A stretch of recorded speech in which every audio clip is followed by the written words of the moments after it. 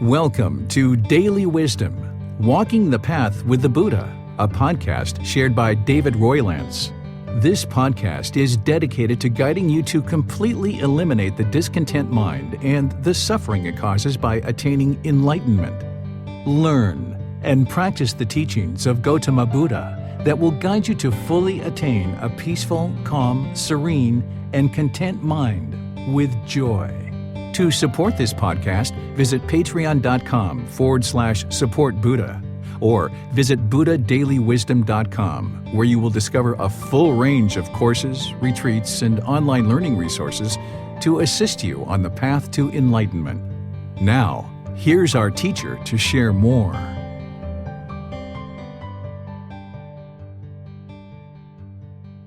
Sawadee Kap. Hello and welcome to Daily Wisdom, Walking the Path with the Buddha. Today is our Pali Canon and English study group, and we're studying the words of the Buddha. We're starting a new book today. It's titled The Buddha's Way. This is volume 10 of our book series, and we're going to be exploring chapters 1 through 10 today. And the way that I do this program is I invite students who are in Zoom to be able to read one of the chapters. And then after they read the chapter, I will share some teachings on that. Then I will open up for any and all questions that you guys would like to ask. Whether you're in Facebook, YouTube, or Zoom, you guys are all welcome to ask questions. You can put that into the comment section, or in Zoom, you can raise your hand electronically and ask any and all questions that you like by just unmuting your microphone. And if there's anyone in Zoom who would like to volunteer to read, if you could electronically raise your hand as well, then I'll be able to call on you and you can unmute your microphone, and then you'll be able to read today's chapters, whatever chapter it is that you would like to volunteer for. It looks like Vibhav is volunteering for this first one. So if you'd like to go ahead, sir, you're welcome to read this first one. Thank you. Chapter 1, Right and Wrong Refuge. They go to many a refuge, to mountains and forests, to parks and tree shrines, people threatened with danger. That's not the secure refuge, not the supreme refuge. That's not the refuge having gone to which you gain release from all discontentedness and stress.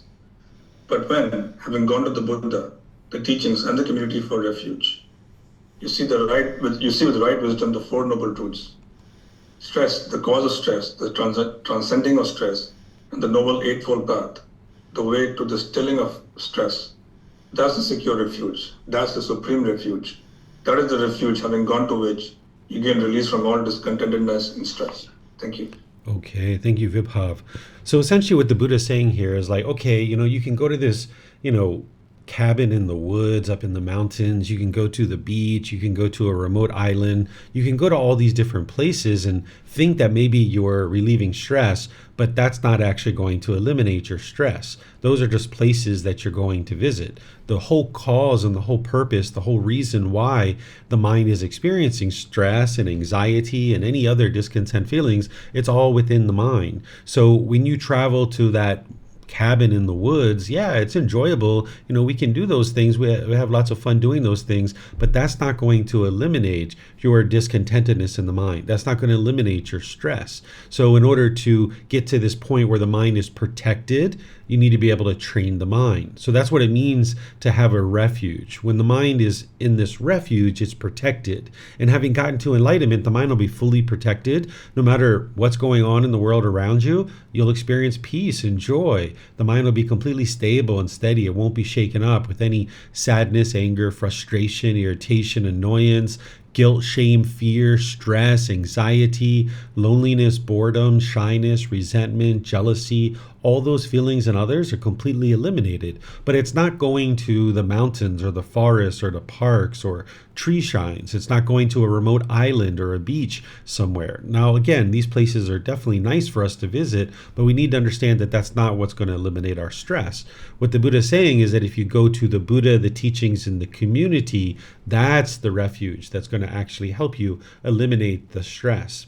When he talks about going to the Buddha, the teachings, and the community, this is referred to as the triple gem, because you need these three things in order to be able to get to enlightenment. And you might not have these right off the beginning of your path to enlightenment, which is confidence in the Buddha, access to his teachings, and you need to be part of a community. So you guys may or may not have confidence in the Buddha, right? Depending on how far along you are in your journey on this path, you may even question whether this person even lived or not. The way that you gain confidence in the Buddha is through having access to his teachings, you examine and investigate those teachings. And when you investigate them, you independently verify them, whether they're true or they're false. You don't believe his teachings. Then you integrate them into your life in a practice that you train your mind through all the various tools and techniques that he shares. And as you're doing that, now the condition of your mind is gradually improving. And this is where you gain this confidence in the Buddha, confidence in his teachings, and then also being part of a community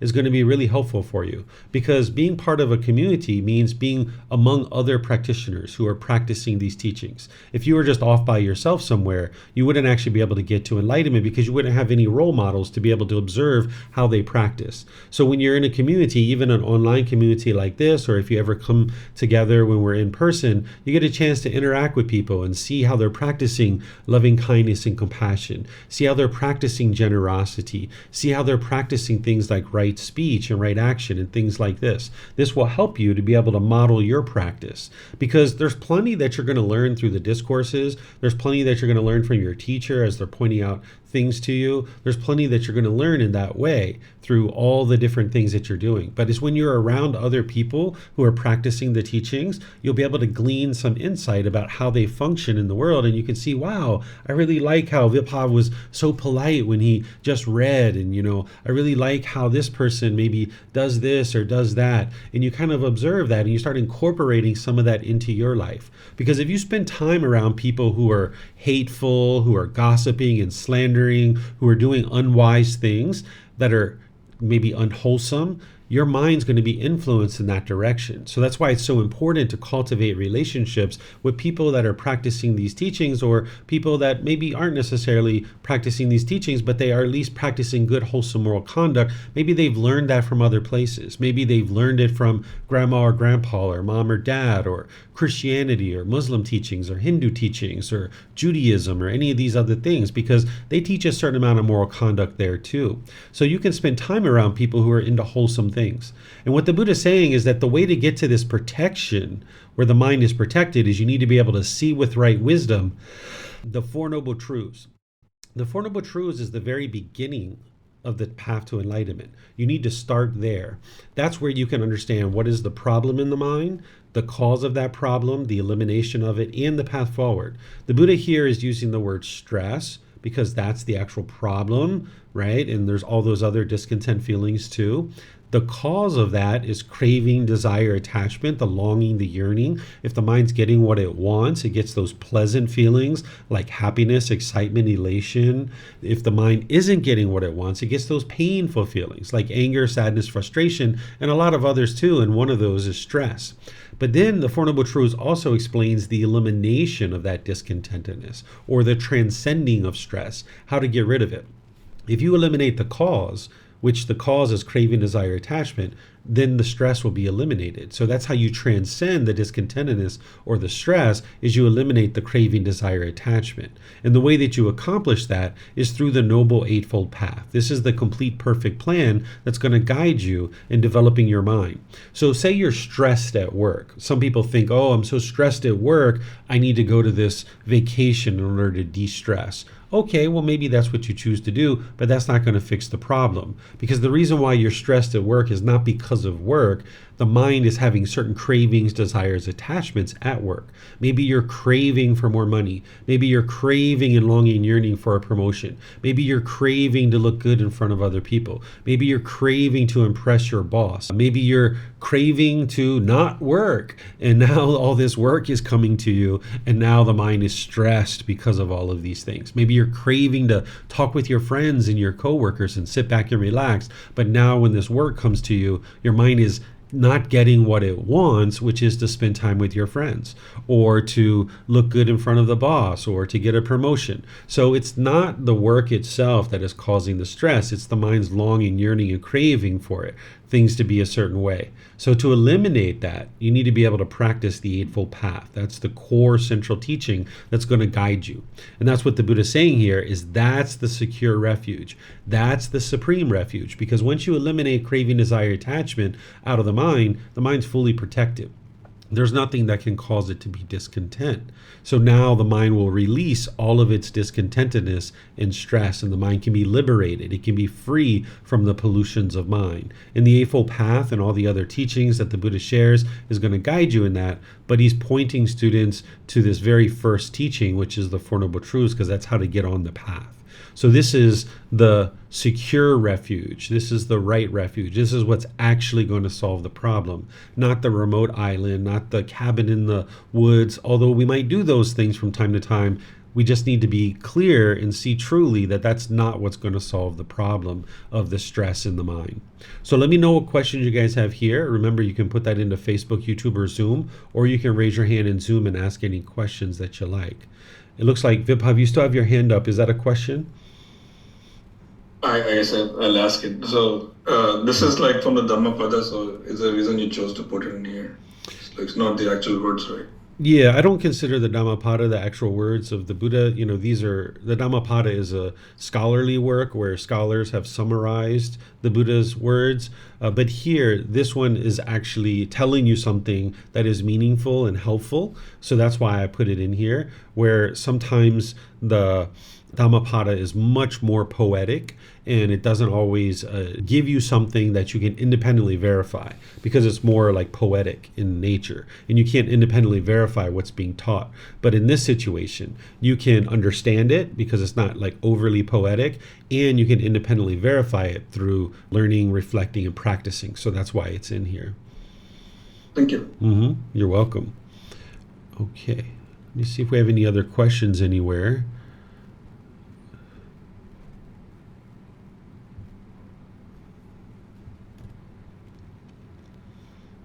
Okay, I'm not seeing any other questions. So let's go to chapter 2. Anybody would like to read this one? Okay, it looks like Robert. Go ahead, sir.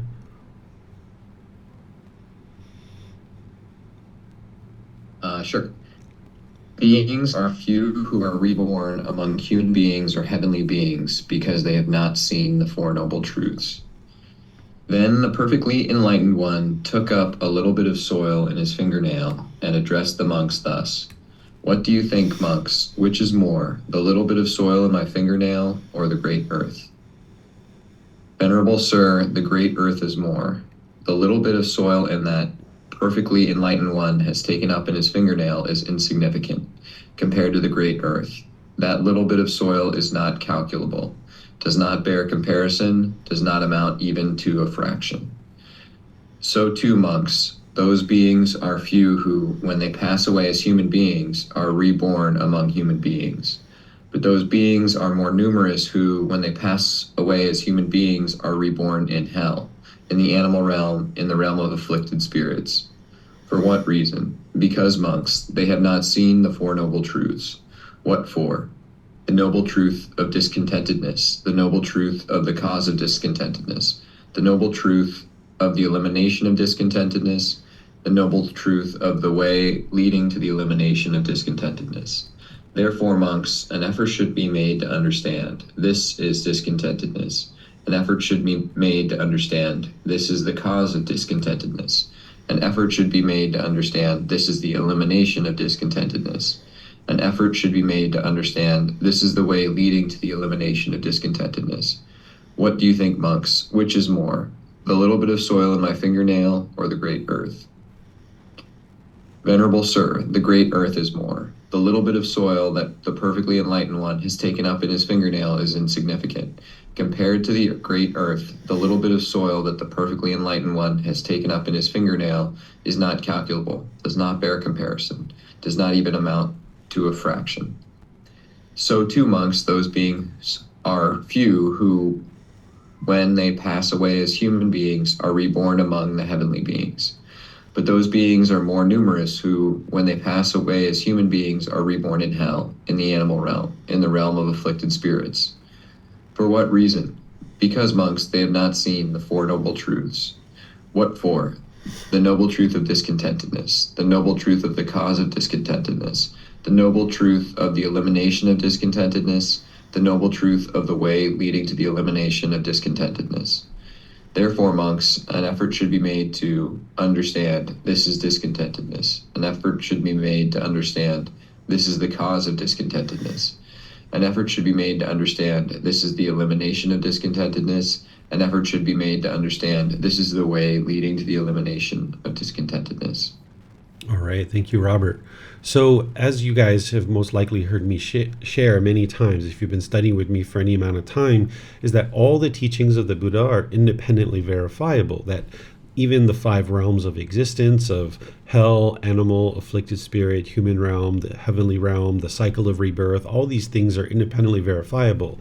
You may or may not have evidence of that right now, but when we get to volume 11, chapter 105, which is going to be coming up in a matter of weeks, because we're going to be moving into volume, maybe more like months, because by the time we get to 105, but nonetheless, we're going to be getting to that where you can cultivate the wisdom of how to independently verify the cycle of rebirth. There's 17 different criteria that I lay out to help you be able to independently verify that.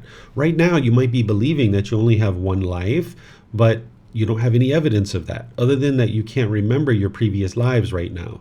But the Buddha taught the way the world is. He didn't teach the way the world should be. And it's important to know the way the world is, because as you understand the way the world is, you can navigate the world peacefully with a steady and stable mind. But when you lack wisdom of the natural laws and the way the world is, you will struggle and have difficulties. That's what the anger, the stress, the anxiety, the frustration, that's all an indication to you that you're living in a world that you don't understand. And as you're starting to train your mind and you're lifting this pollution out of the mind, it's not uncommon for somebody to observe their past lives and be able to see their past lives. Well, if you started having vivid memories of being murdered and you didn't know that that was in your previous life, that could really shake you up, right? So if you understand that, oh, those are past life memories, you can just set them aside and no worries, right? Or if you started to see beings from the hell realm or the afflicted spirit realm or the heavenly realm, these are formless beings, but some people can actually see them. And if you understand that's the way the world is, it could really shake you up. Or if you started having communication from beings from these other realms, because we're all in the same time and space, that it's not like hell is deep down in the earth and heaven is way far up in the sky. We're all in the same time and space, and there's a potential for you to not only see these beings, but also hear them too. And just like you're in a restaurant and 2 tables over, somebody could be talking and you can ignore those human beings. It's the same thing when you hear these beings from other realms as well. You can just choose to ignore it if you understand what that is. But if you didn't understand, you could maybe think you're going crazy. So the Buddha teaches the cycle of rebirth and these 5 realms for a reason, because it's the truth, and you might end up experiencing interaction in these kinds of ways that I just described. And if you understand that this is the truth, it won't shake you up when you're experiencing those kinds of things. And ultimately, you can independently verify these things through your practice if you decide that you would like to do that. So what he's doing here is he's saying, hey, this whole cycle of rebirth, there's not very many beings that are reborn into the human realm or into the heavenly realm. None of these realms are actually permanent. You can understand through the universal truth of impermanence that beings are moving in and out of these realms at all times. So heaven is not a permanent existence. Hell is not a permanent existence. There's no being who's sending you to those places. It's your own decisions that are leading you to that place. And when you're there, it's not a permanent existence. So if you're practicing and you're training your mind and it's becoming more and more wholesome, then you'll be able to see that as you journey in life, you'll be able to become more peaceful, more joyful, more harmonious with people around you, because you're training your mind and you're uprooting the pollution of mind. But if you're not doing that, your mind's becoming more and more unwholesome, you're being bitter and harsh and hostile and aggressive and resentful with people around you, there's the potential for you to be reborn into these other realms, particularly the lower realms. So the Buddha is saying, hey, rebirth in the human realm and heavenly realm is very rare, essentially. So not only do you understand from this particular discourse that it's the Four Noble Truths that's going to help you to be able to get on the path, purify your mind, and become more wholesome, so that way you won't be reborn into these lower realms, but also it's helping you to understand that this life that you have, don't allow it to go to waste. Don't be complacent. It's really rare for somebody to get into this human existence, and now that you're here, don't allow it to go to waste. You can learn and grow and develop and practice and train your mind. And the beauty about the teachings of the Buddha is that you can see right now in this life that the condition of the mind is gradually improving, where a lot of times it's believe, and hope something good happens when you die. Well, at that point, it's too late. So the Buddha's teachings are giving you tangible evidence in this life that the condition of your mind in your life are improving as your mind's awakening to these natural laws. So you've got lots of different things here. Even though this discourse is very simple, if you peer into it, you can glean all this different benefit that I just described, that you can ensure that you're not being complacent in your current life. You can understand that it's very few beings that are reborn into the human realm or into the heavenly realm. And the way that all this is occurring is through one's own mind. It's the condition of your mind at the time of death that decides what happens next. If an individual is enlightened by the time that they die, the Buddha doesn't declare what comes next. It's an undeclared teaching. This path isn't about an afterlife. This path is about getting to a wonderful and ideal life now in this existence.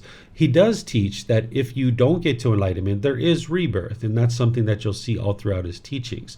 But in order to ensure that you have either an improved rebirth or that your mind is enlightened by the time you get to death, what he's saying is make an effort to understand the Four Noble Truths, because that's the very first, very beginning teaching that someone would need to know. And here, this is just kind of a summary version of the Four Noble Truths. When I teach it in all the foundational classes, you can understand the Four Noble Truths as I walk you through in a way that you can independently verify, so that way you can have a breakthrough to understanding what is the problem, the cause, the elimination, and the path forward. So let me know what questions you guys have here on this discourse. This is Volume 10, Chapter 2. Okay, I'm not seeing any questions. So now let's go to the next one. By the way, for those of you guys that may be tuning in for the first time, you've got the words of the Buddha. You've got the reference here that is going to take you back to the original Pali Canon, if you'd like to look this up so you can have confidence that it came from the original Pali Canon. Then you've got texts from me that are helping you to understand how to integrate this into your life. Because the Buddha taught very clear, very concise, and very precise, but it helps to have a dedicated practitioner and dedicated teacher to help you understand the totality of the teachings, because oftentimes there's connected teachings that plug into any one particular teaching. So what I've done here is giving you guidance about understanding how to integrate this into your life, and then also how to connect other teachings that go into this that you may not be aware of. Is there anybody who would like to read chapter 3?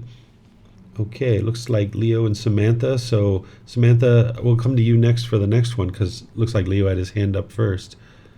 Noble truth is not impossible to know. The noble ones are plenty.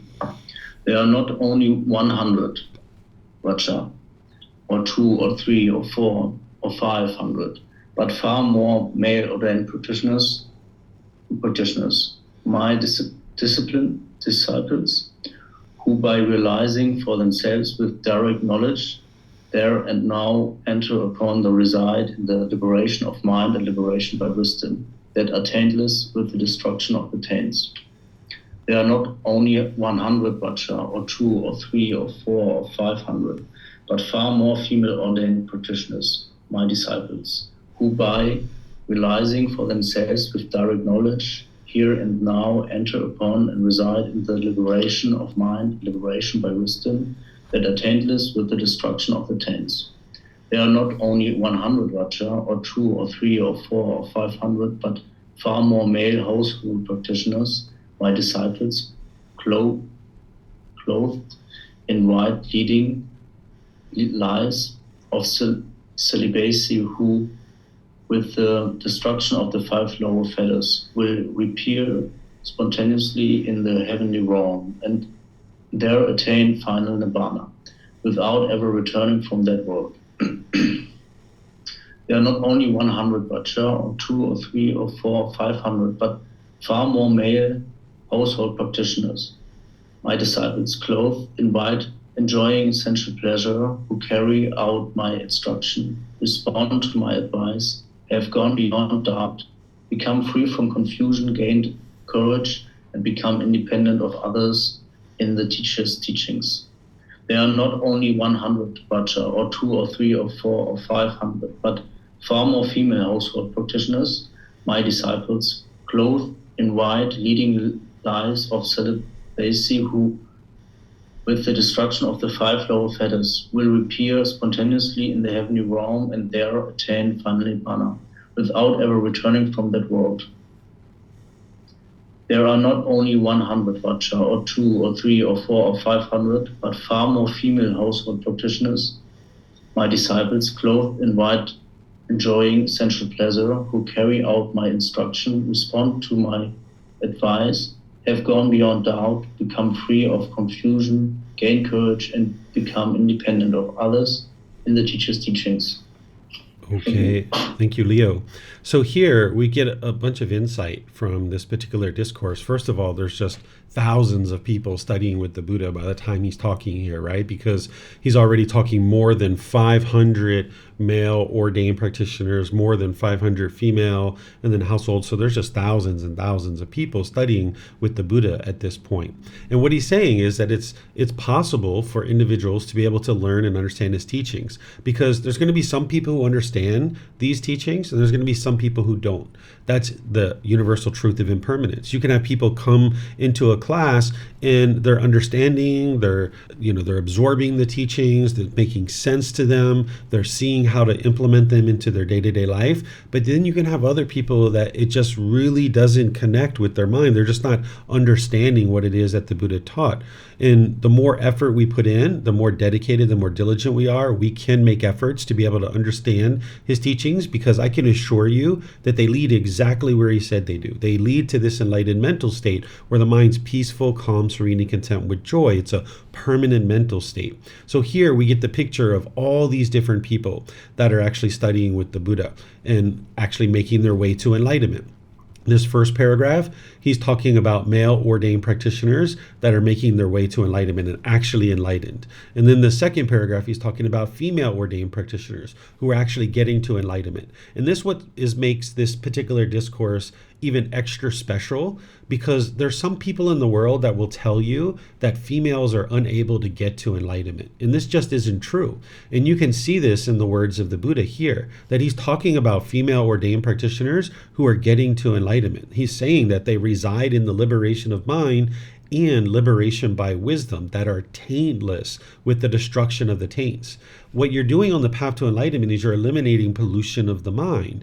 That's the destruction of the taints or the pollutions or the fetters. So anybody who's destroyed the taints or their mind is taintless, they are enlightened. Anybody who has liberation of mind, they are enlightened. So here we can see that females were absolutely getting to enlightenment during the lifetime of the Buddha, and there's females now that are enlightened. So if you ever hear anybody that says a female can't get to enlightenment, you can just understand that they've misunderstood the teachings of the Buddha, and you can ignore whatever it is that they're sharing. And the Buddha gives you this advice. He says that anytime you hear anybody speaking about his teachings, if it conflicts with what he actually taught in his discourses within his own words, that you can just consider that that person has misunderstood his teachings and ignore that individual's teachings. Because here you can see it for yourself. And I'm sure there's probably people somewhere in this world that will tell you that people who prefer same-gender relationships can't get to enlightenment, or that transgender individuals can't get to enlightenment. And this just isn't true. Anybody and everybody can get to enlightenment if they're able to intellectually learn and process that information, and they're able to improve their decision making through making wiser and wiser decisions in their moral conduct and purifying their mind. They can get to enlightenment. Of course, there's going to be individuals in this life that maybe their mind isn't able to absorb information. Maybe there's some type of medical issue that is challenging their brain or maybe their mind. Maybe they've had some kind of a traumatic injury, and these individuals may not be able to actually intellectually learn in a way that are able to get to enlightenment during this life. But you can also get to enlightenment at death as well. That's a potential as well. So when you hear things from people that say otherwise than what the Buddha shares, it's important to understand that they've misunderstood.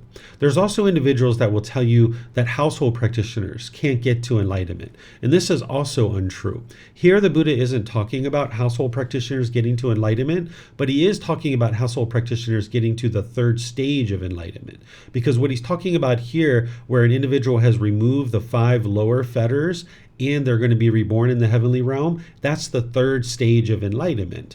So household practitioners can get to enlightenment, and they did get to enlightenment during the lifetime of the Buddha, but it was much more rare. And the reason why is because household practitioners were more involved with day-to-day activities just to sustain their life. That 2,500 years ago, For example, just to get water into your house was like an all-day affair. And you probably had to do that 2 or 3 times a week, right? We had to carry buckets from our house to the well, fill those buckets up, carry them back to our house, dump them in a trough, go back to the well, carry that water, right? Fill up the water, carry that water, dump it, right? So we had to do that 2 or 3 times a week, and it might have taken us a half a day or a full day just to get water at our house. We don't have that anymore. We can just walk over to a faucet in a lot of places and turn a spigot, and boom, we have water. Just to get food 2,500 years ago, you had to buy seeds, you had to put them in the ground, you had to nurture them, you had to take care of them, you had to take care of the plant, you had to harvest the plant, you had to bring the food into the house, you had to cut it up, make it, cook it. It was a lot more effort. Today, if we would like food, we can just go right outside to a store and we can have food in the snap of a finger. So there's been a lot of modern conveniences that actually make now even a better time as a household practitioner to get to enlightenment than even during the lifetime of the Buddha. Because in order for you to get to enlightenment, the teachings really need to be shining in the world. And as you heard previously, you need to have confidence in the Buddha, access to his teachings, and be part of a community. And you have all those things, and the teachings are shining in the world.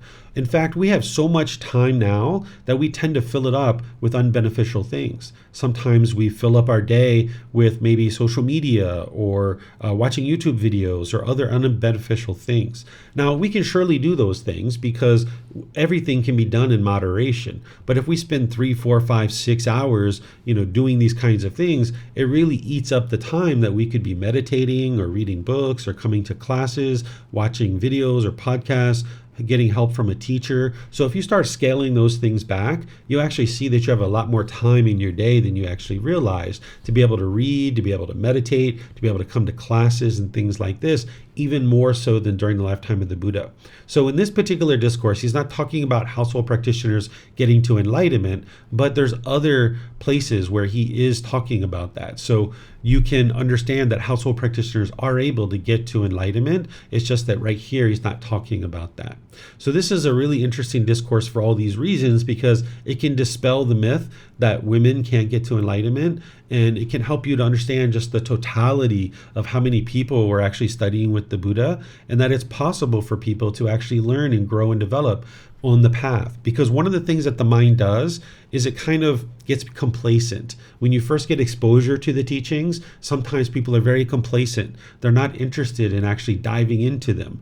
Or, maybe they just kind of disregard the teachings, or maybe their mind finds justification of why, they don't need to learn and practice. But if you see what the Buddha is sharing with you is, hey, there's hundreds and hundreds and hundreds of people 2,500 years ago that understood his teachings, surely you can understand them today and be able to get to enlightenment as well. So let me know what questions you guys have. Remember, you can put that into Facebook, YouTube, or Zoom, or you can raise your hand in Zoom and ask any questions that you like. So it looks like Samantha might have a question. Go ahead, ma'am. Yes, I'm just wondering about the phrase, becoming independent of others and the teacher's teachings. Does that mean they were following other teachers? Yes, that would be one of them. Yeah. Or that they don't need any other teachings other than the Buddha's. Yeah, what he's talking about here is that you're not conforming to what other people do.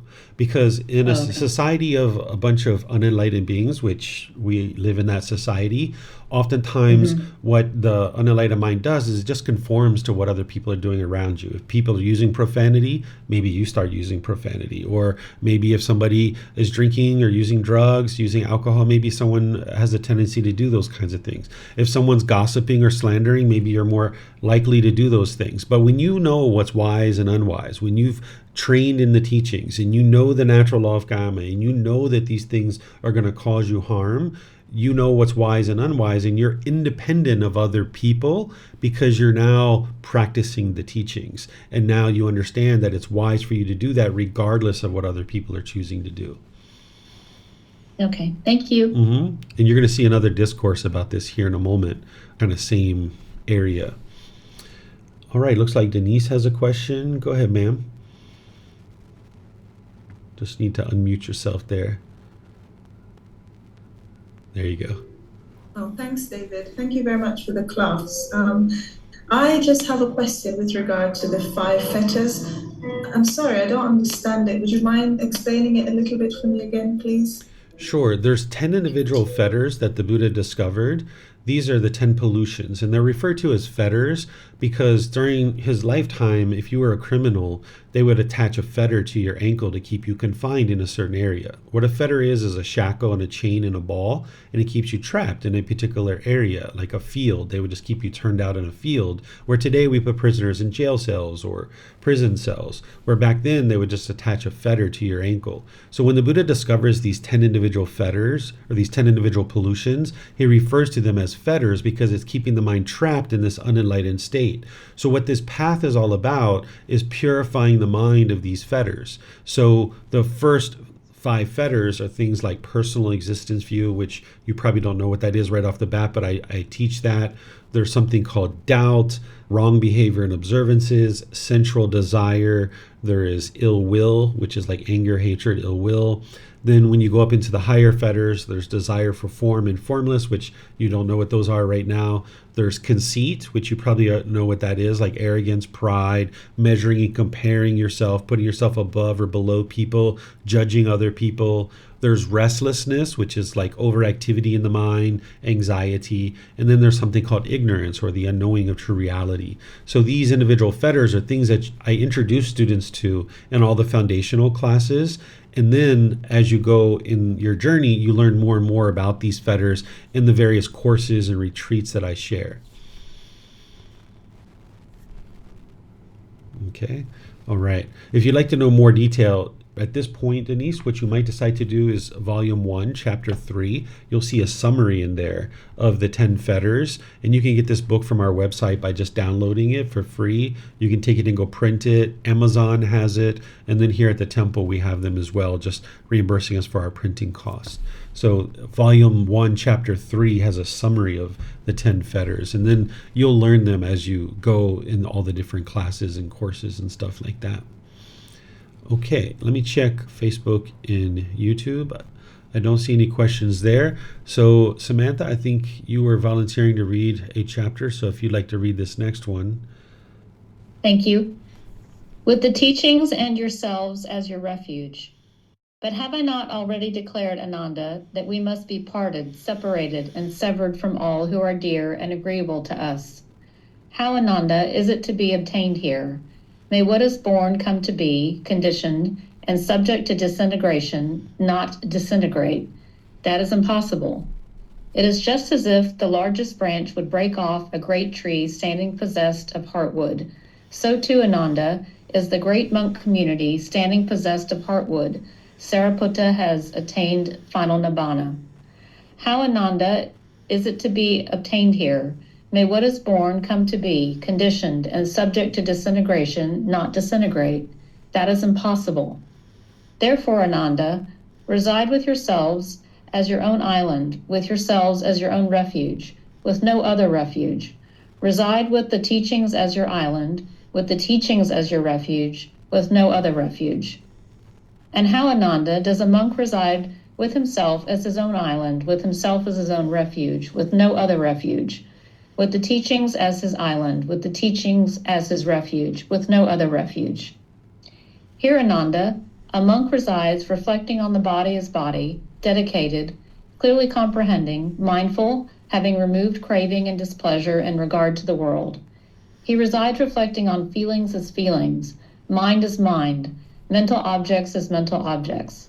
Dedicated, clearly comprehending, mindful, having removed craving and displeasure in regard to the world. Those monks, Ananda, either now or after I am gone, who reside with themselves as their own island, and with themselves as their own refuge, with no other refuge, who reside with the teachings as their island, with the teachings as their refuge, with no other refuge. It is these monks, Ananda, who will be for me topmost of those determined on the training. Okay, thank you, Samantha. So the overall theme here with this particular discourse is, like we were talking about just earlier, is like, don't follow other people, because you're going to be around other people, whether it's at work or other places where they're going to be gossiping and slandering. But that doesn't mean you need to do that, right? If they're gossiping and slandering, that harms them, but you don't have to do that. In fact, you can just sit there and be quiet. You can get up and leave. You can do whatever you like. Or if other people are using profanity or other things like this, right? You don't have to do those things. If someone's using drugs or alcohol, I would recommend you leave, because those kinds of people usually aren't going to be making wise decisions. Once we start getting intoxicated, we start to make really unwise decisions. So being around intoxicated people, it's typically wise to just kind of move away from that. So the Buddha's talking overall, the theme is that you need to really make your own decisions and know what's wise and unwise. But more so on this particular discourse, what was happening is one of the Buddha's close students, Sariputta, had died. And Ananda, having been with the Buddha for so long, he was with the Buddha from the very beginning all the way until the Buddha died, and he never attained enlightenment during the lifetime of a Buddha, because every person that studies with a Buddha isn't going to get to enlightenment. He did get to enlightenment shortly after the Buddha's death, but during the lifetime of the Buddha, he didn't get to enlightenment. And he tended to be attached to people, because you can see in the discourses where he was attached to the Buddha. In this discourse, prior to this, he was also attached to Sariputta. And the Buddha was explaining to him, like, hey, haven't I explained to you that everybody is impermanent, that everything around you is impermanent, that all conditioned objects are impermanent? He's kind of like helping him to see impermanence here. And what he's saying is, okay, reside with yourself is your own island. Yourself is your own refuge, that protection, no other refuge, right? Essentially, you need to have the wisdom to know what is wise and unwise in the world, not relying on the people around you. Because as you're becoming wiser and wiser, you're going to see that more and more people are making such unwise decisions, and you need to be able to do that without judgment of other people. But you just understand that they're making these unwise decisions, and that doesn't mean you need to make those same decisions. So that's part of residing with yourself as your own island. But what the Buddha is talking about specifically about residing with yourself as your own island is practicing the 4 foundations of mindfulness. This is a real catalyst or linchpin in your development on the path to enlightenment. By practicing the 4 foundations of mindfulness, it's going to really help you move your mind into the enlightened mental state. And just as a recap, for those of you guys that maybe have studied this before, maybe some people that haven't studied the 4 foundations of mindfulness with me at all, that there's having awareness of the bodily sensations that are arising as part of discontentedness starting to occur in the mind, that the feeling hasn't occurred yet, but there's this tingling in the body, tightening in the chest, tightening in the throat, heat in the face, pressure in the skull. This is to have awareness of that. So if you're reflecting on body as body, it means that you're aware when those bodily sensations are starting to arise, because that's the early warning system alerting you that your mind's about to become discontent. And that's where you'd like to cut off and let go. And if you can cut off and let go there every single time, you're about 1 to 3 years away from enlightenment at that point. So if you don't catch it as a bodily sensation, it's then going to become a feeling. Now the mind's angry. Now the mind's frustrated. So you're not suppressing your feelings by cutting off at the bodily sensations. You're actually cutting it off before it becomes a feeling. You're not even allowing it to become a feeling. It's like preventing the water from ever coming into the boat. But if you miss it as a bodily sensation, you would like to cut it off as a feeling. Like, now the mind's angry. Now the mind's sad. Now the mind's frustrated. Cut it off and let it go. Even the conditioned pleasant feelings, you need to be willing to cut those off too, because you need to get to the unconditioned joy, the unconditioned happiness, where there's no condition that is causing it. But if you hold on to this temporary conditional happiness, meaning that there's some condition that is met, then you will be happy, then you're not going to actually get to enlightenment. So you need to be willing to cut off and let go. Even those bodily sensations that are associated with the painful feelings, there's some associated with the pleasant ones too, like tingling across the shoulders, up the back of the neck, over the head. So if you can cut that stuff off at the bodily sensations, it's essentially rewiring the mind to not form a conditioned feeling. That would be ideal. But if it does become a feeling, either pleasant, painful, or neither painful nor pleasant, you can cut it off and let it go there too. Because if you don't, it's going to affect the condition of the mind. That's reflecting on mind as mind. The condition of the mind is like for a few minutes, few hours, few days. Your mind's grumpy and irritable. This is like, I'm sure you've experienced this where you're kind of agitated. There was something that happened 3, 4, 5, 6 days ago, but you're still kind of generally grumpy and agitated about it. You would like to catch that sooner and sooner. If you allow the mind to dwell in that, you're allowing your mind to stay wired that way, and it's going to keep doing that over and over and over again. So you're trying to break that up and transform the mind, catching it as a bodily sensation so that the mind isn't allowed to form that conditioned feeling. But if you don't catch it as a bodily sensation, you don't catch it as a feeling, you don't catch it as a condition of the mind, it's going to feed these mental objects, which are deeply rooted containers in the mind, such as the 10 fetters that we were just talking about. Those are the mental objects that the Buddha is referring to with the 4 foundations of mindfulness.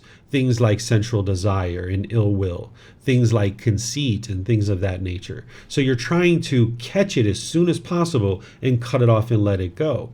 And that's what it means to reside with yourself as your own island. That you don't need other people to tell you, like, hey, calm down, or hey, you're getting too upset here, or hey, you need to do this, or no, you don't need to do that. If you're practicing the 4 foundations of mindfulness and you're aware of your mind, you're going to notice the feelings arising as a bodily sensation, and you can cut it off and let it go. And what helps you to develop the 4 foundations of mindfulness is breathing mindfulness meditation.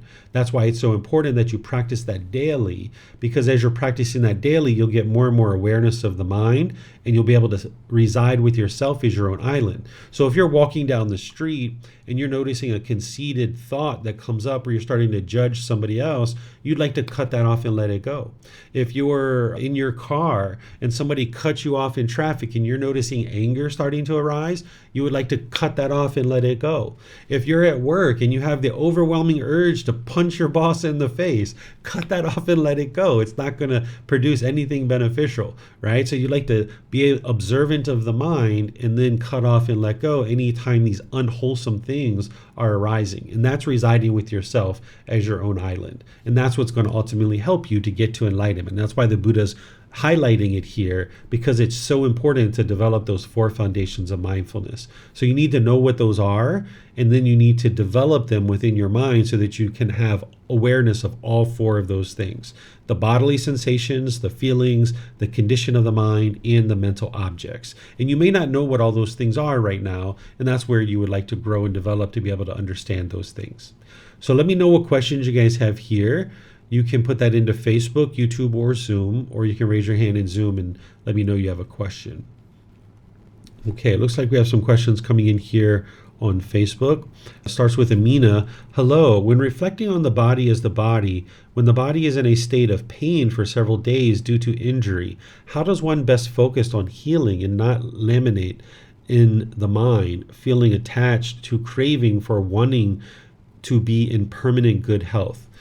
You were recently in an accident and your body was in pain, so interested in your guidance for others in a similar situation. Thank you, dear teacher.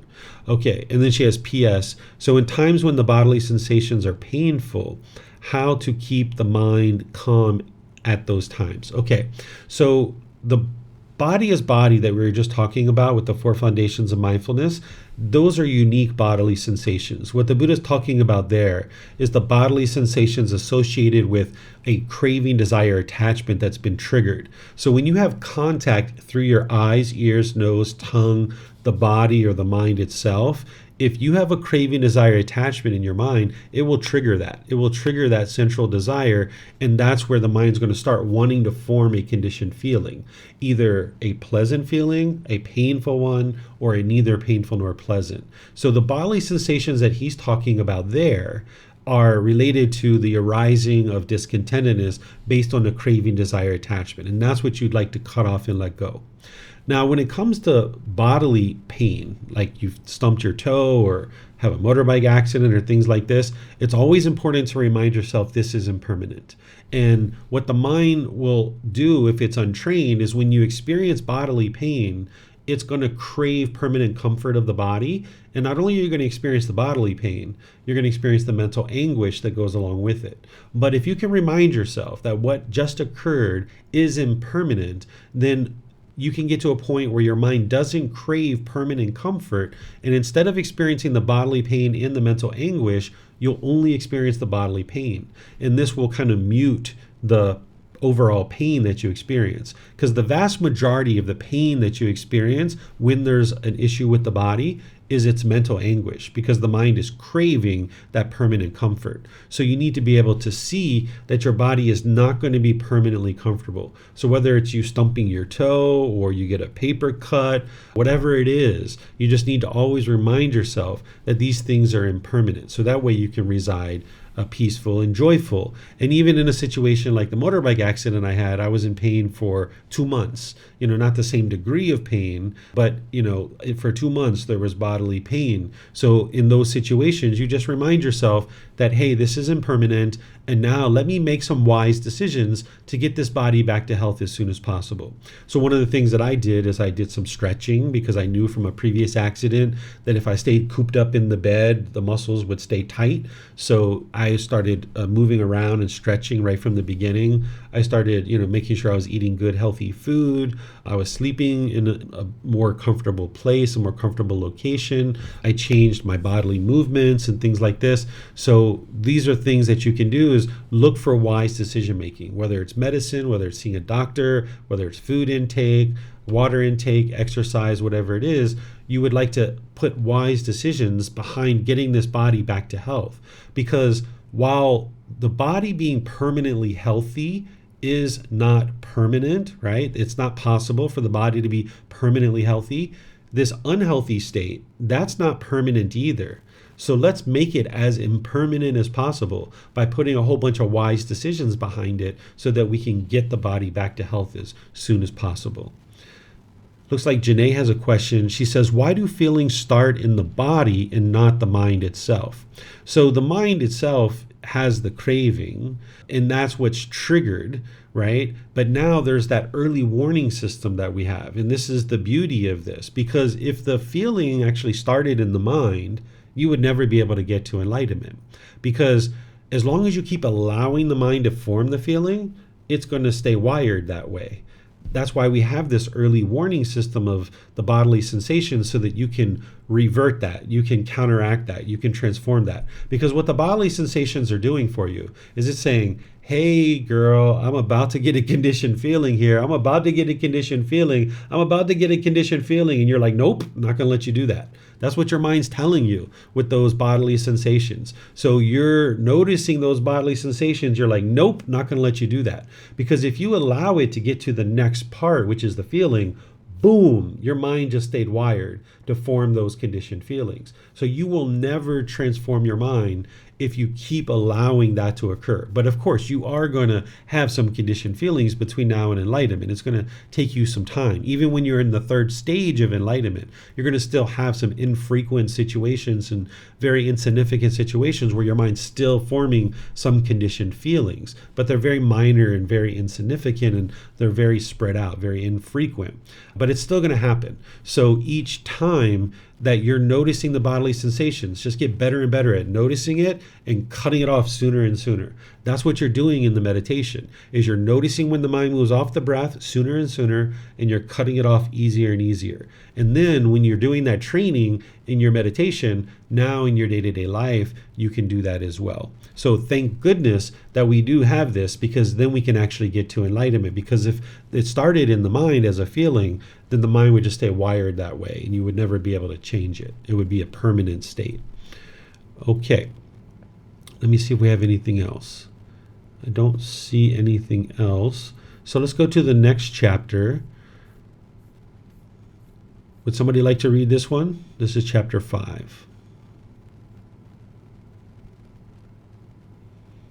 Okay, looks like Denise is going to read. Go ahead, ma'am. And then we'll go to Leo after that. Thank you. Liberation of mind is the heartwood. So this holy life, monks, does not have gain, honor, and praise for its benefit, or the attainment of virtue for its benefit, or the attainment of concentration for its benefit, or wisdom and vision for its benefit. But it is this unshakable liberation of mind that is the goal of this holy life, its heartwood, and its end. Suppose a man needing heartwood, seeking heartwood, wandering in search of heartwood, came to a great tree standing possessed of heartwood, and cutting off only its heartwood, he would take it away, knowing it was heartwood. Then a man with good sight, seeing him, might say, "This good man knew the heartwood, the sapwood, the inner bark, the outer bark, and the twigs and leaves." Thus, while needing heartwood, seeking heartwood, wandering in search of heartwood, he came to a great tree standing possessed of heartwood, and cutting off only its heartwood, he took it away, knowing it was heartwood. Whatever it was this good man had to make with heartwood, his purpose will be served. Okay, thank you, ma'am. So here, what the Buddha is saying is about this path to enlightenment. There's only one goal, and that is to get to enlightenment. That is to get to liberation, where the mind is no longer experiencing any discontentedness. Sometimes people put a lot of emphasis on other things like concentration and the meditation and all these things. And of course, these are all qualities that you develop on your journey to enlightenment, but you need to always keep in mind what is the true goal. It isn't to have this gain honor and praise, right? That's like getting other people to admire you, like, wow, they're practicing the Buddha's teachings. Look at them. They're so smart. They're so intelligent. Wow, that person's so calm. Look at them. They're so loving and kind. No, it's not about getting gain honor and praise from other people, right? And it's not just about improving your moral conduct, because that's part of what you're doing too, is you need to improve your moral conduct. But it's not just about that. And it's not about attaining concentration, which of course you're going to get plenty of concentration on your journey to enlightenment. And it's not just about wisdom and vision. When the Buddha's talking about wisdom, he's talking about knowing the truth of the natural laws. But when he's talking about vision, he's talking about being able to see those natural laws very clearly and how to actually navigate the mind to enlightenment. So while these are all things that you actually need in order to be able to get to enlightenment, among others, the ultimate goal is to be able to get to enlightenment itself. When he says it's the heartwood, what heartwood is the core of the tree. It's the highest quality of the tree. There's different parts of the tree, and in the core of the tree, that's the real high quality wood. So if you're doing like a high-end sculpture or some high-end utensil or tool or some high-end furniture or something like this, then people usually are looking for the hardwood, because that's what's going to produce the very best product. So he's saying this is the hardwood of this path. All these other things might be known. You might know the leaves and the twigs and the outer bark, inner bark, the sapwood, and all these other things. You might know all these other things about the path to enlightenment, but the real goal of it is to actually get to enlightenment itself. So let me know what questions you guys have here on this chapter. Okay, I'm not seeing any questions anywhere, so we'll go to the next one. Is there someone who would like to read this one? Oh, it's Leo. It's supposed to be Leo. Go ahead, sir. Thank you. Anyone can produce nibbana. And what Ananda are the 6 classes? First, here, someone of the black class produces a black state. Second, someone of the black class produces a white state. Third, someone of the black class produces nibbana, which is neither black nor white. 4. Then someone of the white class produces a black state. 5. Someone of the white class produces a white state. 6. And someone of the white class produces nibbana, which is neither black nor white. First, and how is it, Ananda, that someone of a black class produces a black state? Here someone has been born in a low family of kandalas, hunters, bamboo workers, cart markers, or flower scavengers. One that is poor, with little food and drink, that subsists with difficulty, where food and clothing are obtained with difficulty. And he is ugly, unsightly, ill-proportioned, with much illness, blind, crippled, lame, or paralyzed. He does not obtain food, drink, clothing, and vehicles, garlands, skins, and ointments, bedding, housing, and lighting. He engaged in misconduct by body, speech, and mind. In consequences with the breakup of the body after death, he is reborn in the plane of misery, in a bad destination, in the lower world, in hell. It is in such a way that someone of the black class produces a black state. Second, and how is it, Ananda, that someone of the black class produces a white state? Here, someone has been reborn in a low family of kandalas, hunters, bamboo workers, cart makers, flower scavengers. One that is poor, with little food and drink, that subsists with difficulty, where food and clothing are obtained with difficulty, and he is ugly, unsightly, ill-proportioned, with much illness, blind, crippled, lame, or paralyzed. He does not obtain food, drink, clothing, and vehicles, garlands, skins, and ornaments, bedding, housing, and lighting. He engages in wholesome conduct by his body, speech, and mind. In consequence, with the breakup of the body after death, he is reborn in a good destination, in a heavenly world. It is in such a way that someone of the black class produces a white state. Third, and how is it, Ananda, that someone of the black class produces Nibbana, which is neither black nor white? I think you can skip over that, Leo. I think you can go right here because we've read that already a couple times. Having shaved off his hair and beard, he puts on ochre robes and goes forth from the household life into homelessness. When he has thus gone forth, he abandons the 5 hindrances, defilements of the mind, things that weaken wisdom. And then with his mind well established in the 4 foundations of mindfulness, he correctly develops the 7 factors of enlightenment and produces enlightenment, which is neither black nor white. It is in such a way that someone of the black class produces Nibbana, which is neither black nor white. 4. And how is it, Ananda, that someone of the white class produces a black state? Here, someone has been reborn in a high family, an affluent Kshatriya family, an affluent Brahmin family, or an affluent householder family. One that is rich with great wealth and property, abundant gold and silver, abundant treasures and commodities, abundant wealth and grain, and he is handsome, attractive, graceful, possessing supreme beauty of complexion. He obtains food, drink, clothing, and vehicles, garlands, skins, and ornaments, bedding, housing, and lighting. He engages in misconduct by body, speech, and mind. In consequence, with the breakup of the body after death, he is reborn in the plane of misery, in a bad destination in the lower world, in hell. It is in such a way that someone of the white class produces a black state. 5. And how is it, Ananda, that someone of the white class produces a black state? He engages in wholesome conduct by body, speech, and mind. In consequence, with the breakup of the body after death, he is reborn in a good destination in heavenly world. It is in such a way that someone of the white class produces white state. 6. And how is it, Ananda, that someone of the white class produces enlightenment, which is neither black nor white?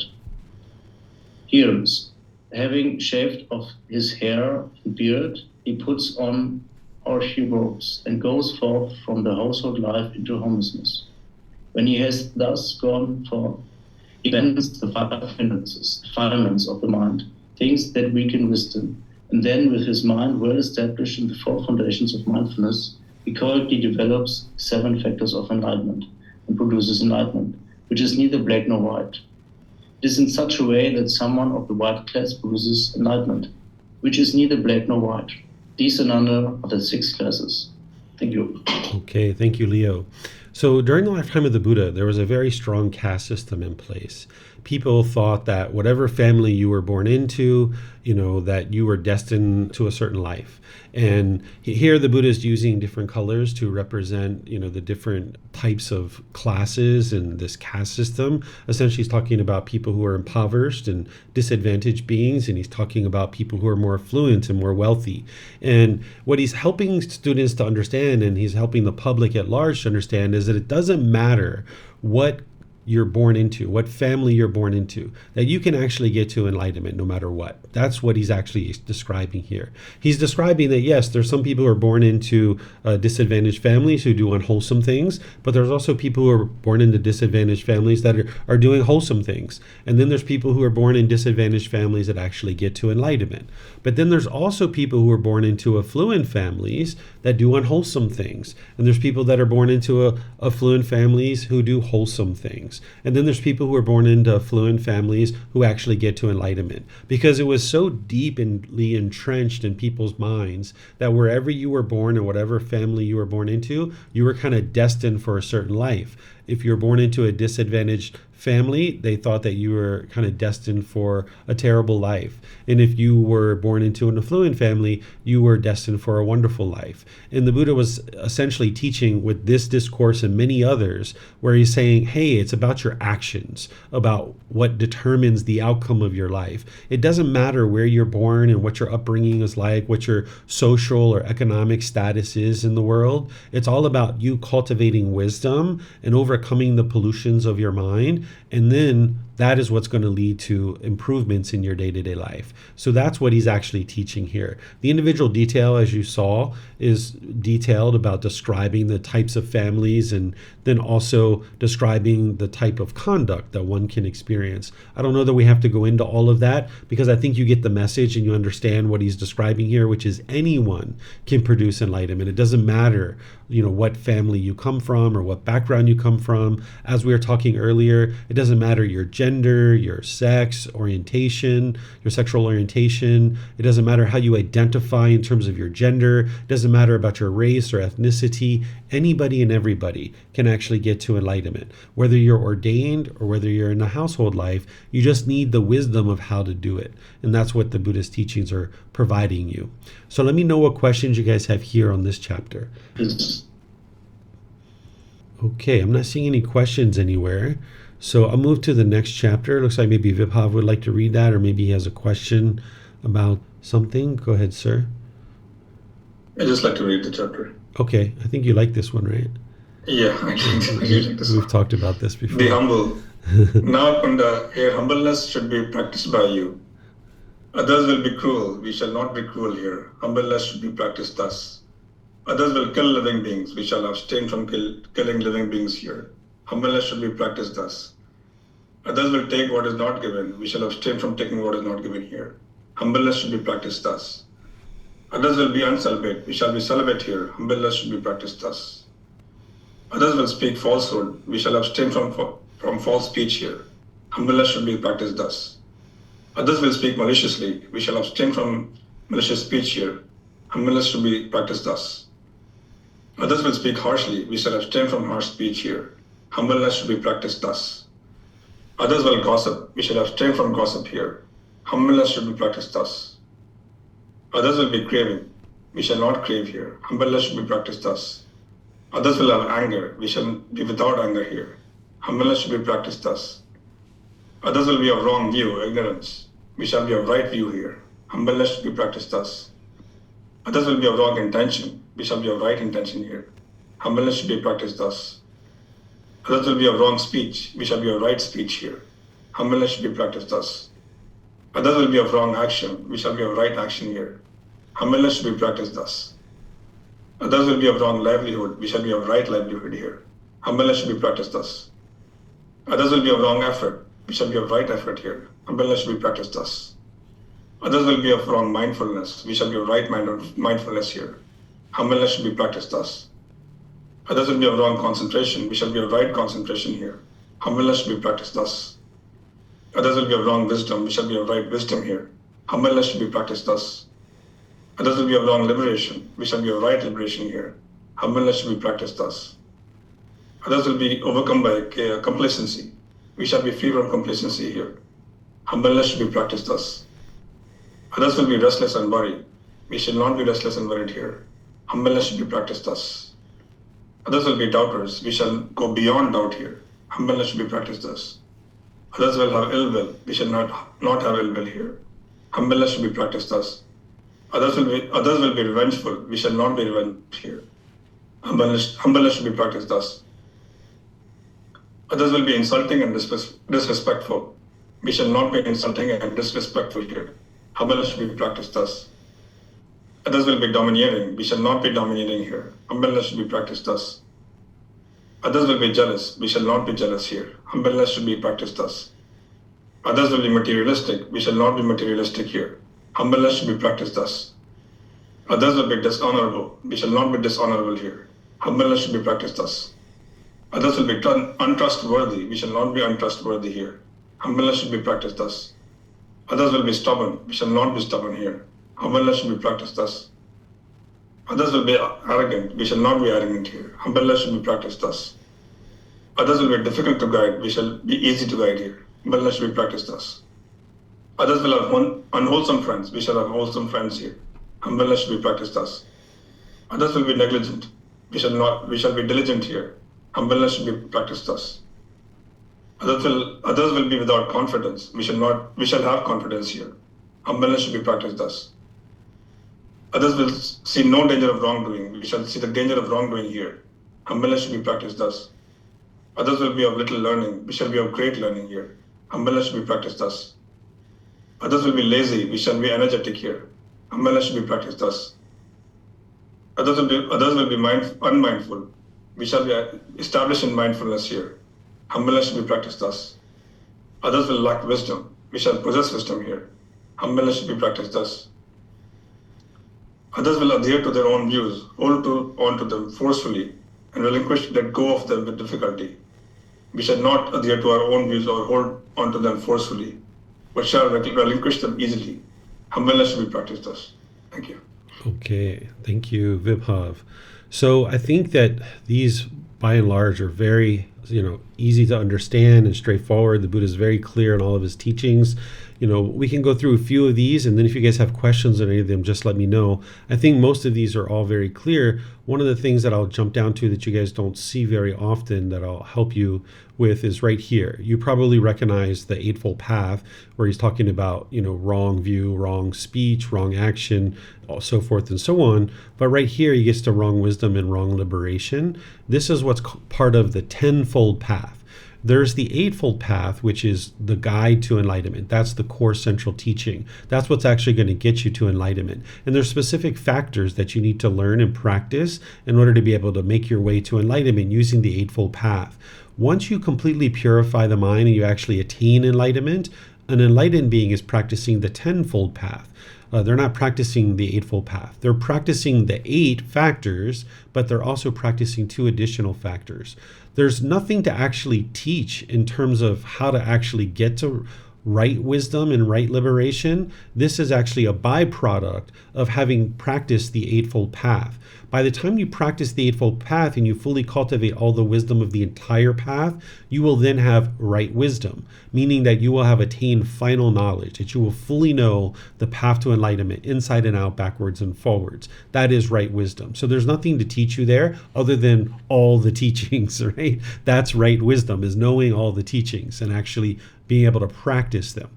Then with that wisdom, now you will experience right liberation. Right liberation is where the mind no longer experiences any discontentedness. So the mind is completely liberated. It's free. It no longer has the pollutions. It's been completely purified. So an individual who's enlightened, they are going to be practicing the Tenfold Path. They're not going to just be practicing the Eightfold Path. Then there's all these other ones here that the Buddha's talking about, which I think are pretty self-explanatory. But let me just jump down to this one, which is helpful to understand because I've been guiding you guys about this from the very beginning as you learn and practice, is that when you're making your way on the path to enlightenment and you first get on the path to enlightenment, your mind is not enlightened yet. Your mind has anger and sadness and frustration, annoyment, all these other discontent feelings.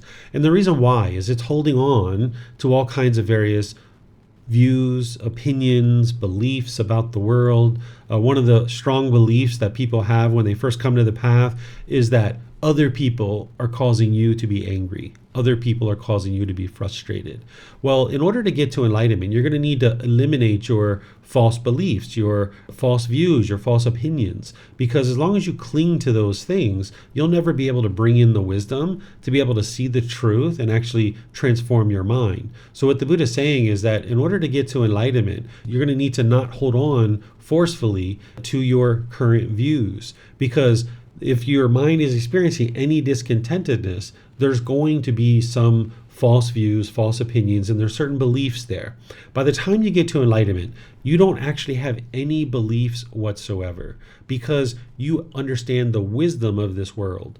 With a belief, you don't know it's true or false. You're just believing it because somebody convinced you to believe it, or you convince yourself to believe it. You don't actually have independently verifiable truth, independently verifiable evidence to show you that this thing is true. You're just believing it. Well, if you hold on to your beliefs and your views, you'll never be able to bring in the wisdom, because as you bring in the wisdom of the Buddha, it's going to conflict with your beliefs, because your beliefs are just that. They're beliefs. They're not truths. So when you're bringing in this wisdom, if you're holding on forcefully to your current views, you're not going to be able to experience enlightenment. So whether it's clinging to a misperception or a misunderstanding or some other thing that you might be clinging to, you're going to need to be willing to relinquish that and let go of it.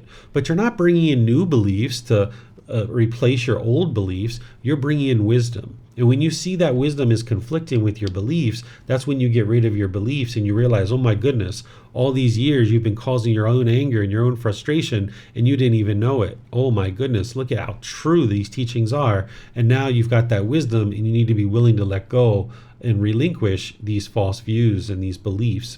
So if you have questions on any of these others, just let me know. But those are the ones I think that I needed to explain for this particular discourse. But there could be others that you guys have questions about. You can put that into Facebook, YouTube, or Zoom, or you can raise your hand in Zoom if you like. I see, Vibhav, your hand is up there for some reason. Did you have a question? Yeah, I just want to clarify the views part, but Dennis can go first if she likes. Okay, I thought I saw her hand go first. I was wondering how it reordered those. I think because I dropped out. Yeah, well, thank you. Okay. My question is with regard to wrong wisdom. I don't understand. What does wrong wisdom look like? I just had the idea that wisdom was a good thing. Yeah, what wrong wisdom would be is a belief or an opinion, a false view. So a wrong wisdom would be what the Buddha refers to as ignorance, or he probably didn't use that word, more like confusion or misunderstanding. So one of the first wrong wisdom or misunderstandings that we need to let go of is that other people are causing us to experience any particular feelings. And through the Four Noble Truths and deeply understanding that, you can independently verify how it's your own mind that's causing that. So any kind of false view, false opinion, misunderstanding, any confusion about the natural laws, this would be wrong wisdom. Another one might be that we have good luck or bad luck, or destiny or fate, or that, a being like God is controlling what we experience in life, or that it's other people that are determining what we experience in life. This would be wrong wisdom, because it's not these things that are actually leading to any results that we experience. It's our own decisions. And we understand this through the natural law of dhamma, of cause and effect, or action and result. So there's multiple things that the unenlightened mind is going to believe that we need to be able to see with right wisdom and get to the truth, to understand things like it's unwise to gossip and slander. It's unwise to speak harshly. Things like this. There's so many things like this that you learn on the path. Okay, so it looks like Vibhav, you have a question?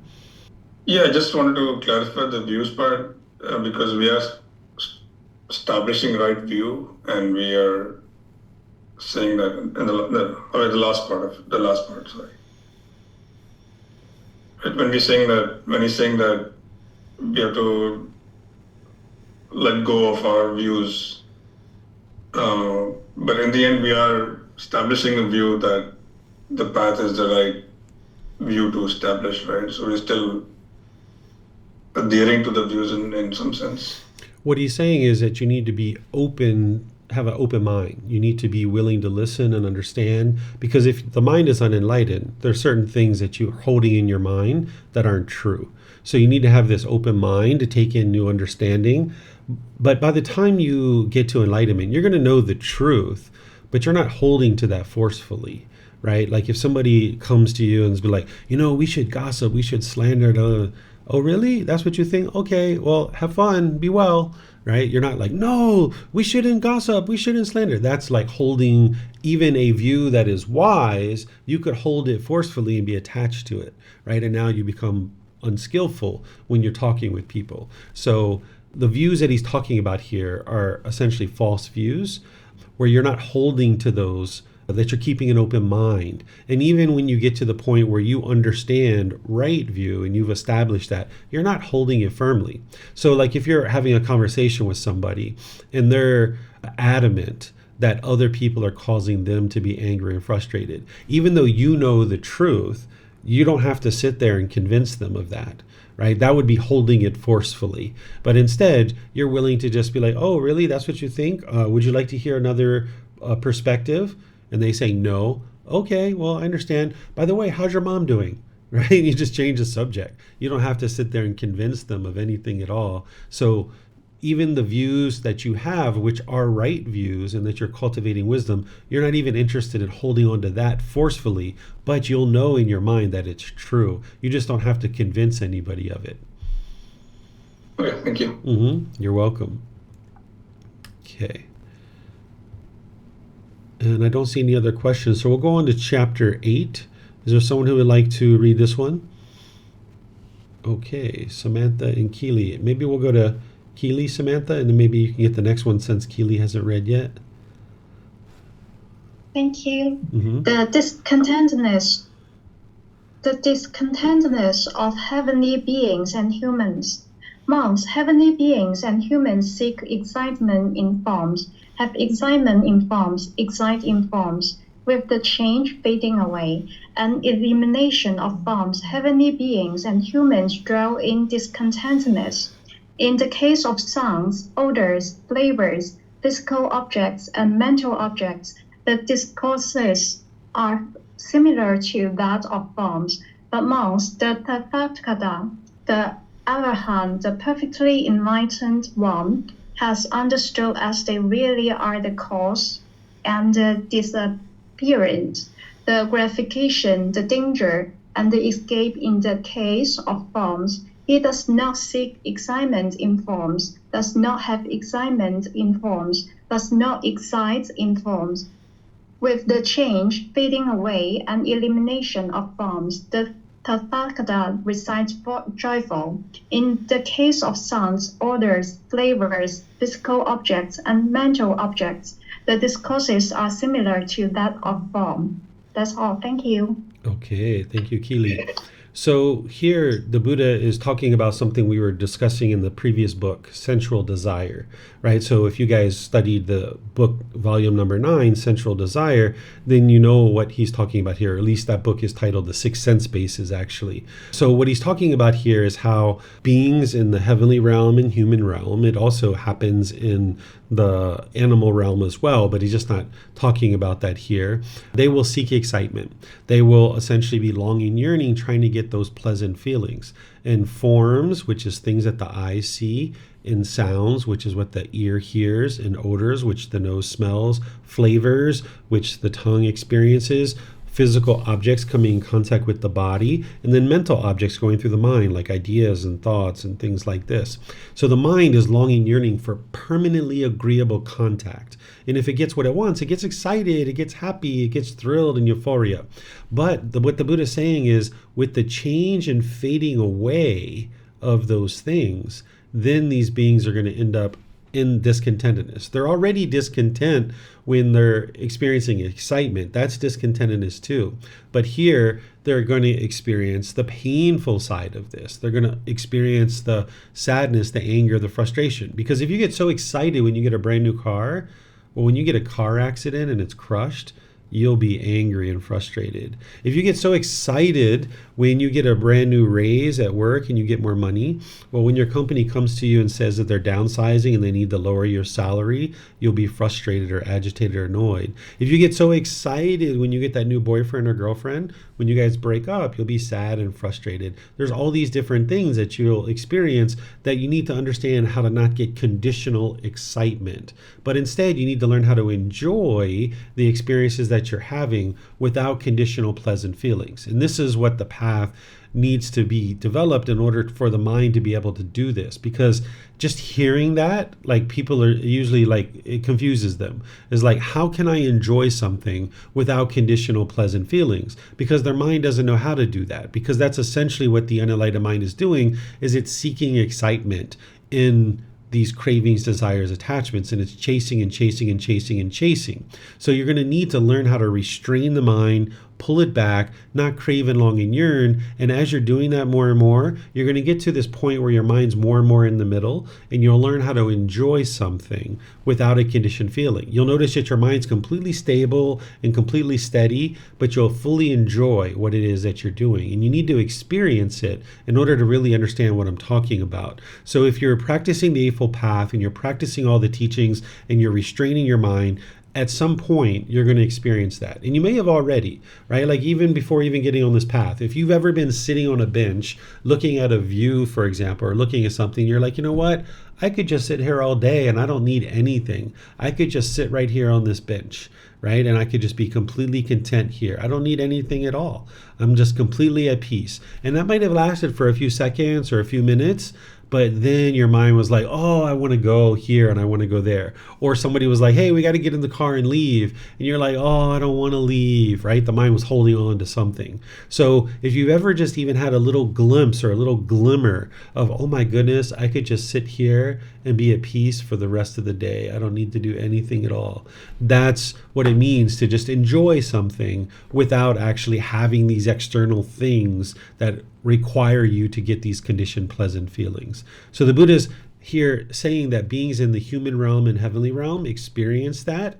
But what he does in one of his teaching methods is, if you know that he's enlightened and you have confidence that he's enlightened, then he's explaining what he does and what he experiences. Because the more he explains what the enlightened mind is, then you will understand how to get to that enlightened mind.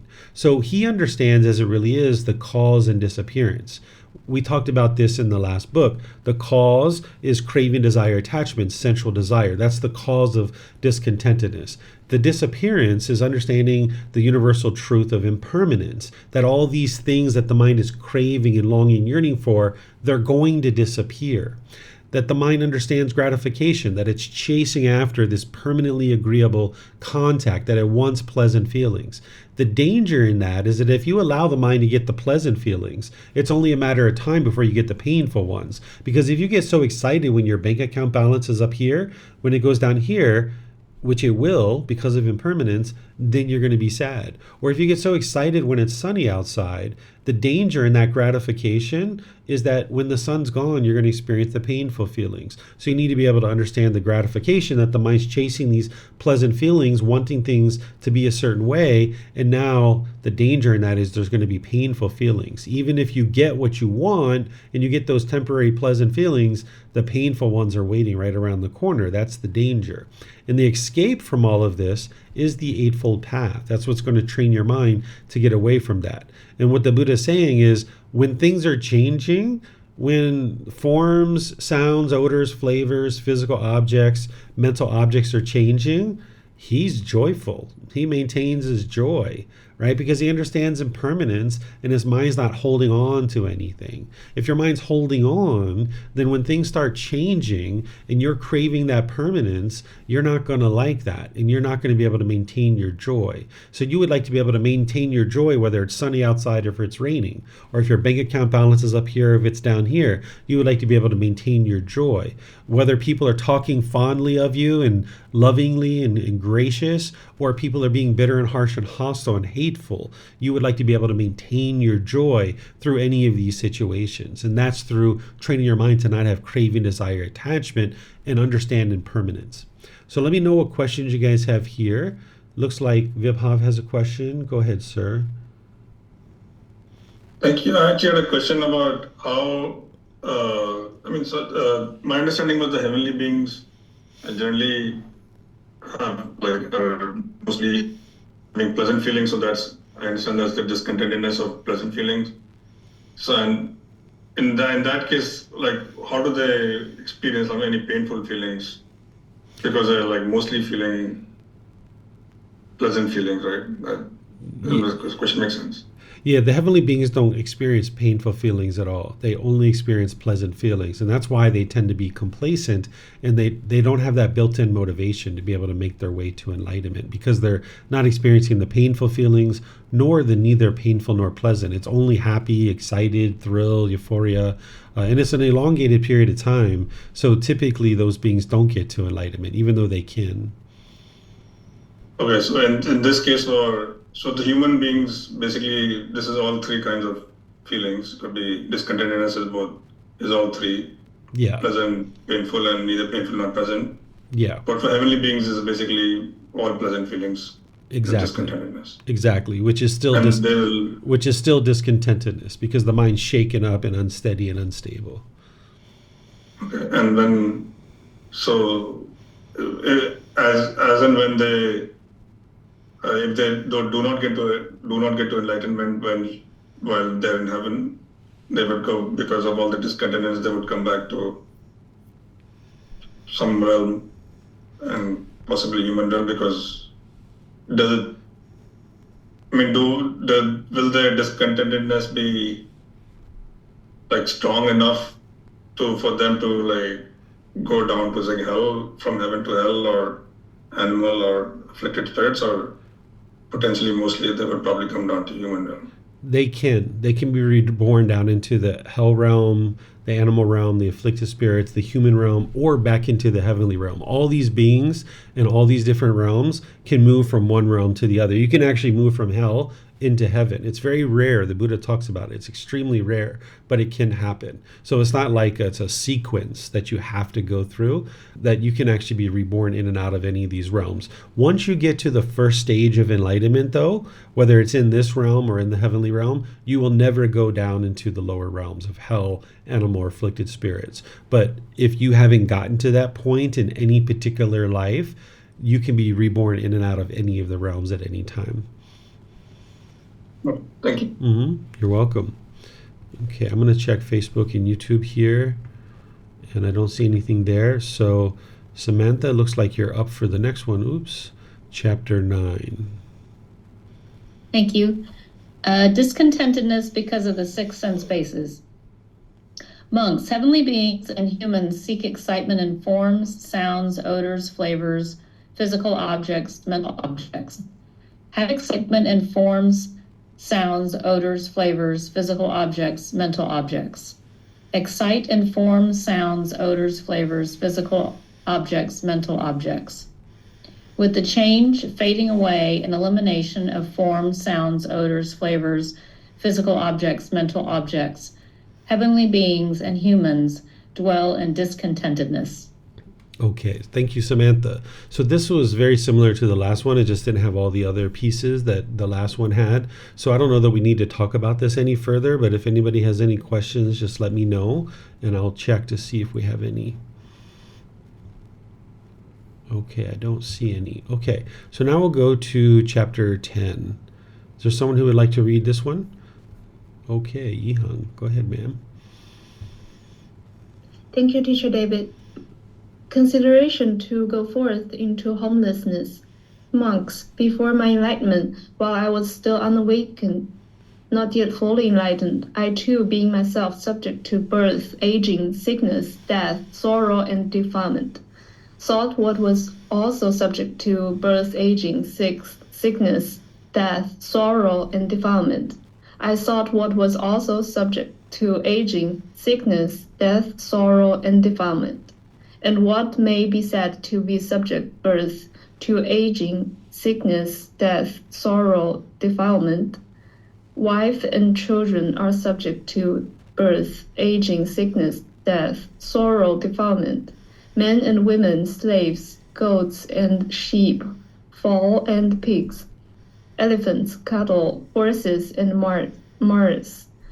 Gold and silver are subject to birth, aging, sickness, death, sorrow, defilement.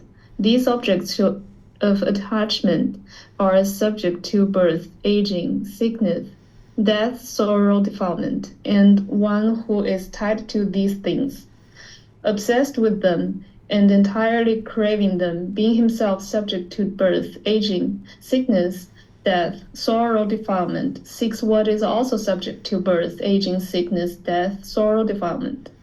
Then I considered thus, why, being myself subject to birth, aging, sickness, death, sorrow, defilement, do I seek what is also subject to birth, aging, sickness, death, sorrow, defilement? Suppose that, being myself subject to birth, aging, sickness, death, sorrow, and defilement, having understood the danger in what is subject to birth, aging, sickness, death, sorrow, and defilement, I seek the unborn, unaging, unailing, deathless enlightenment, sorrowless, and undefiled springs, security from bondage, nibbana, enlightenment. Later, while still young, a black-haired young man endowed with youthfulness in the prime of life, though my mother and father wished otherwise, and wept with tearful faces, I shaved off my hair and beard, put on the yellow robe, and went forth from the home life into homelessness. Here, Bhagala Devaya, before my enlightenment, while I was still unawakened, not yet fully enlightened, I considered thus: household life is crowded and dusty. Life gone forth is wide open. It is not easy while living in a home to lead the holy life entirely perfect and pure as a polished shell. Suppose I shave off my hair and beard, put on the yellow robe, and go forth from the home life into homelessness. Thank you. Okay, thank you, ma'am. So what the Buddha is talking about here is that before he got to enlightenment, that he was subject to impermanence and all this birth, aging, sickness, death. He was still subject to impermanence after he got to enlightenment too, but his mind was just unaffected by it. But initially, before he got to enlightenment, he was heavily affected because he had these defilements, right? And then he was seeking out also things that were impermanent. He's using this birth, aging, sickness, death, sorrow, defilement, but what he's essentially talking about is things that are impermanent, that his mind was longing, yearning for things that were impermanent. And then he gave some examples of things that are impermanent, like wife and children. They had slaves during that period of time, goats, sheep, fowl, pigs, all these different things, all these animals that they would have used on farms, gold and silver, which was the currency at the time. All of these things are impermanent. It doesn't mean you can't have these things. Of course, today we wouldn't have slaves. That's not something we would have. But there's certain things that you will have as part of your life that you will not be tied to, but you'll still be able to get to enlightenment. So you're still going to have money, you're still going to have a house, you still might have a car and all these different things. You'll have clothing and mobile phone and computer, all these things, but you need to learn how to make sure you're not tied to them. You're not obsessed with them. Your mind is not clinging to them. So the attachment or the craving isn't the object itself. It's the way that the mind longs and yearns for it. So that's why the Buddha says here about being obsessed with them. Right? He's not saying that you need to eliminate these things, although, someone who's enlightened wouldn't have slaves. They're most likely not going to have these animals either, because that's essentially what we're doing with animals, is enslaving them, right? But an individual could have wife and children or husband or whatever, a partner. These are all things that we might have as part of our journey to enlightenment, but we won't be attached to them. Our mind will be completely peaceful and joyful, even though we're in relationships. Sometimes people think that you have to get enlightened, and that's where people read things like this and they look at it in isolation, and they don't understand the Buddha's teachings in totality, and they will think that, the Buddha is guiding everybody to get to enlightenment through becoming ordained. And that's just by looking at this one particular discourse in isolation. Because yes, during his lifetime, it's reasonable to understand that he was describing household life as crowded and dusty, because of the reasons that I was talking about earlier, that there was countless tasks just to be able to sustain your life. And those countless tasks took a lot of work and a lot of effort, and it didn't give much time for learning the teachings and practicing things like meditation. So it's understandable that he would call it crowded and dusty. And then he says, he's describing for himself how he went into homelessness, and that's what he did, is he left the home, and that's how he was able to get to enlightenment. Well, sometimes people are moving from other traditions, like particularly maybe like Christianity, into the teachings of the Buddha. And in Christianity, people are taught to live their life according to Jesus and mimic Jesus's life. And sometimes when people are coming into the teachings of the Buddha, they think it's the same thing, that they're supposed to mimic the life of the Buddha. Well, what you would like to mimic is his condition of his mind and the way that his mind was purified. That's what you're looking to be able to develop. But in terms of his lifestyle, wearing a robe, cutting off his hair, living a life of homelessness, you can do that. And that is one option for an individual to be able to get to enlightenment that way. But it's not the only option. You can actually make your way to enlightenment from the household life as well. So when you see discourses like this, it's important not to look at it in isolation and understand the totality of all the teachings of the Buddha. And here he's describing what existed during his lifetime and what he did. And he's not telling you that you have to absolutely mimic that lifestyle, but it's just one option for people that they can actually use in order to be able to get to enlightenment. So let me know what questions you guys have here on this particular chapter. This is volume 10, chapter 10. Looks like Vibhav, you have a question? David, I was wondering if you have any insight into why he chose yellow or like orange, like not any other color. I don't know, why not green or red or something? Sure. The herbs that they used in order to dye the robes make this kind of like burnt orange color. So they use things like jackfruit and different things like this. I've been to a place before that actually they kind of had the recipe from what they did 2,500 years ago to turn the robes that particular color. And they were showing us how they do it. And it was like all these different kind of brown and yellow herbs that kind of came out with this kind of orangish color.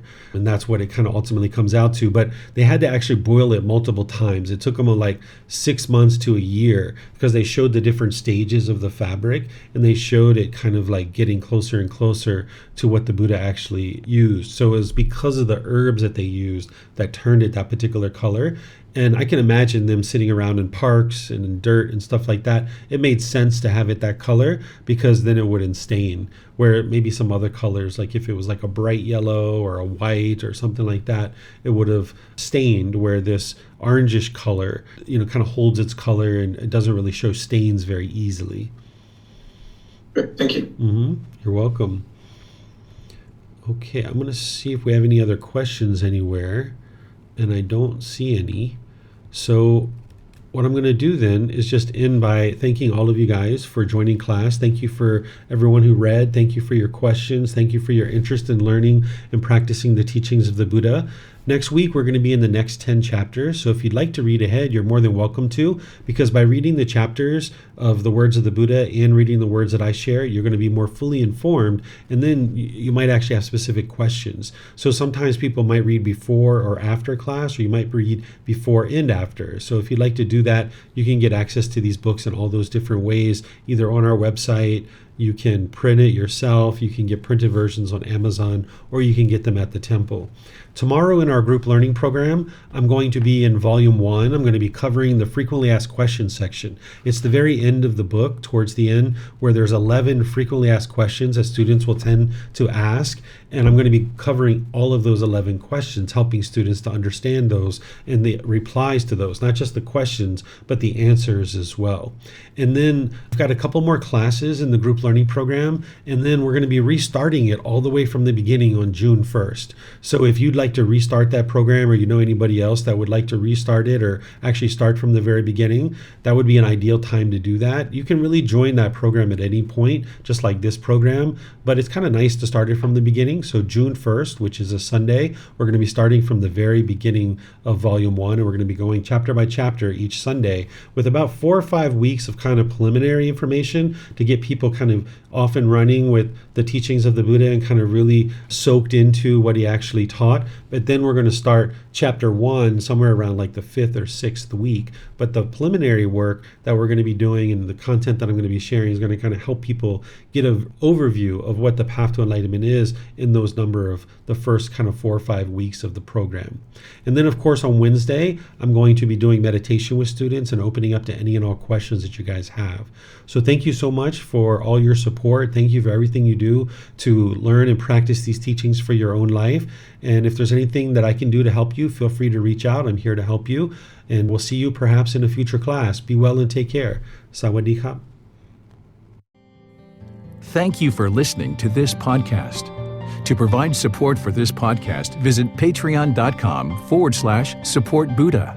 To access more teachings, visit buddhadailywisdom.com. There, you will discover a full range of courses, retreats, and online resources to assist you on the path to enlightenment. Remember to establish a daily, consistent meditation practice, along with learning and practicing these teachings. A well-developed meditation practice is the foundation in which to train the mind to attain enlightenment.